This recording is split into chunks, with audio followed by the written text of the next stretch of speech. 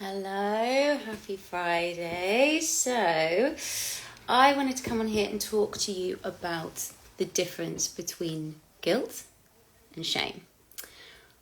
A huge reason being is that understanding the differences between these, the nuances between these, is a really important part of starting to rebuild resilience, whether that's emotional resilience, mental resilience, physiological resilience, to build inner safety, to build capacity to meet challenges and rewrite how we cope with them.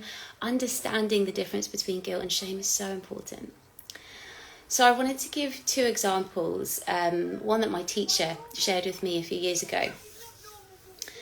Now, guilt is, imagine my child is playing in the front garden, and I say, don't kick the ball near the road because it's dangerous. And then they kick the ball in the road. Now, in a guilt situation, they go into the road, I shout, and that makes them freeze for a moment. They feel guilty. They know they've done something wrong. I go over to them and I say, this is why I've shouted. I just wanted to keep you safe. This is why it's important that we don't kick the ball against the road. There's a rupture for a moment in our relationship, right? But then we repair. We explain. We co-regulate. They realise that they are still loved. There is no long-lasting guilt held. And they've learned something. Guilt is a very healthy primal response that enables us to learn from our mistakes, to not do things that are unsafe, to not do things that might hurt other people or hurt ourselves. Now rewind that again. They kick the ball into the road. I shout. I run over to them. I go, how could you do this? You're so stupid. That was so unsafe. You do this all the time. They are still in that place of freeze where they felt the guilt. The rupture has happened, but I walk away. I'm angry. I let it stew. And the way that they make sense of that is not I've done something wrong, but I am wrong. That is the difference between shame. The guilt is where a rupture happens and it's repaired. And we learn something and we move on. And we recover, and our nervous system calms down, and it doesn't become something about our personhood. Shame is where that guilt continues. It gets internalized. The rupture isn't repaired. There is no safety at the end of it.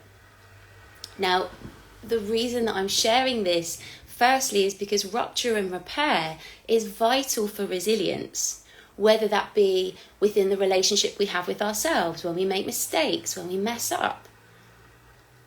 Whether that's physiologically, our nervous systems needs to have these challenges of stress and then recovery. This builds our resilience, our tolerance to be able to recover and withstand and have greater capacity to meet challenges and then come back to self, come back to safety. Whether that be emotionally or mentally resilient, and also within our wider relationships thrive from rupture and repair. From these ruptures and then coming back together in safety, to self, to each other. Shame shuts us down because it is about us as a person. It becomes about our essence being wrong, our self being wrong.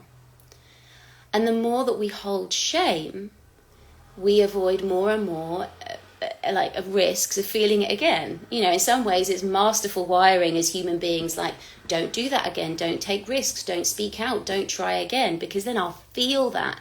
Shame is supposed to be, and guilt is supposed to be deeply uncomfortable because it stops us in our tracks. That guilt makes the little kid stop when the parent shouts.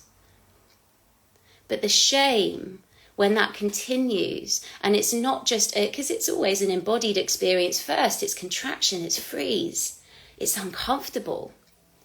When shame continues, why do we want to feel that again? So we continue to make our world smaller to avoid it. And over time, this is what narrows our capacity to be with challenge, with confrontation, with mistakes, with life. We avoid, we numb, we run, we push it away. Now, why is this important? I work with so many women who feel like they've lost themselves in the throes of the pace and the pressure of the mother load of being human. And with that comes ways of coping. That means that they feel overwhelmed, which means they recurringly burn out, which means they are appeasing and people-pleasing other people to try and keep peace and be liked. And these cycles are frustrating.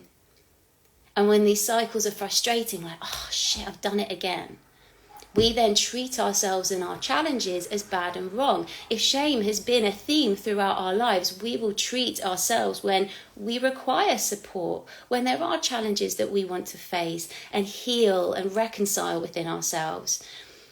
We meet those challenges as bad and wrong. We see ourselves as bad and wrong, and it continues to fuel this shame, which keeps us stuck, which keeps us in these freeze experiences.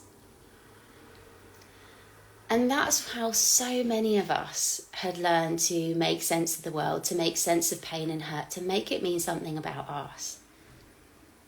And we will keep turning towards ourselves with what we know, with what we've learned, with what helped us to avoid discomfort and pain in the past, with what we were taught growing up by upbringing, society, education, by patterns handed down by generations before us, by trauma, by formative wounding experiences of our past, whether they were big one experiences or a lot over time.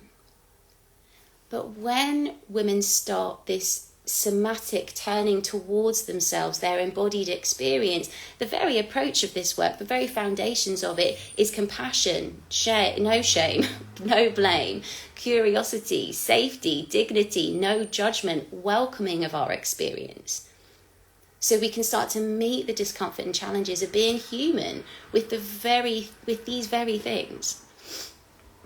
And the more we do this, the emotions, the responses, the ways that we've coped in the past that we know aren't serving us, we can meet the experience we're trying to avoid, knowing that that isn't bigger than us anymore, that we can meet it, that we can hold it, that we can experience it, we can express it, we can move through it, we can release it, we can reconcile after, we can go through that place of rupture, of challenge, whatever we want to call it, and come back to self again. That us feeling angry or frustrated for a moment doesn't then get internalized as something to do with our worth, our capability, who we are as a person. This, over time, replaces the shaky foundations with which our sense of self and resilience and confidence were originally built. And let me tell you, this is medicine. And this is a huge reason why on Tuesday I'm running a free 2-hour somatic workshop. This is going to be filled to the brim with practices, with knowledge, with insight, with support, with community, so that you can start meeting those challenges that you're facing right now. Emotional overwhelm, feeling like you can't rise to challenges, feeling like you can't break the cycles of meeting yourself with unkindness. So many of my clients go, I just give myself such a hard time all the time, still keeping that shame response going. I'm going to be filling this workshop with experiential practices. This isn't going to be, I'm going to give you some information and then keep all the good stuff out. This is going to be filled to the brim with experience for you. It's going to be next Tuesday, 3rd of September at 7:30. It's going to be totally free. Everyone who joins has an opportunity to also have a 40-minute exploration session with me. And you can sign up either via the link in my bio, but I will also put, if you comment Thrive below, I'll send you the sign up link straight away. I'd love to hear how these examples of guilt and shame landed with you. Did they resonate? Did they feel familiar? How was it to even reflect on these differences between guilt and shame? And by reflecting on them, how might that then inform how you take care of yourself, how you meet other people, how you meet your kids in the day ahead? And send it through to me, because I love these conversations so much. I hope this is helpful. I hope you've got something from this little short, sharp chat today. Have a gorgeous weekend ahead. Join me on Tuesday. You will not regret it. It's going to be such an enriching session. I'll see you soon.